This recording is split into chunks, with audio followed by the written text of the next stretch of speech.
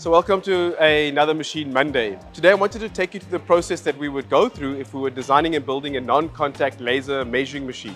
So in front of me I have an example of one of these machines. It actually measures catalytic converters, the ceramic brick, as well as the final catalytic converter. But more importantly, I want to talk through some of the features in this machine that are really critical to getting an accurate measurement out of the system. First thing I want to discuss is actually the spindle. So what happens is you would put the part on top of this and we actually rotate the part and we move the laser measurement device up and down and we get basically different diameter profiles. So inside here is actually the spindle, and that is the connection between the driving pulley system and the actual tooling that holds the part. We have to get that as secure as possible to make sure we get the radial and lateral run out correctly, because you can imagine if we're rotating the part and it's not rotating around the center, we'll get inaccurate measurements. As well as if we rotate the part and we get this wobbliness, we also get inaccurate measurements. And so making sure we design and manufacture a very accurate, stable spindle is really critical to getting measurements correct. And one really cool thing we've introduced into the system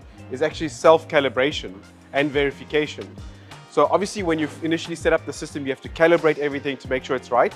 And so for what we've done is we've got these discs built into the system with known diameters, and we have at a predefined period. This particular machine does it every single morning. It actually goes in and does a self-verification against these discs. And if the measurements are not correct, it actually self-calibrates.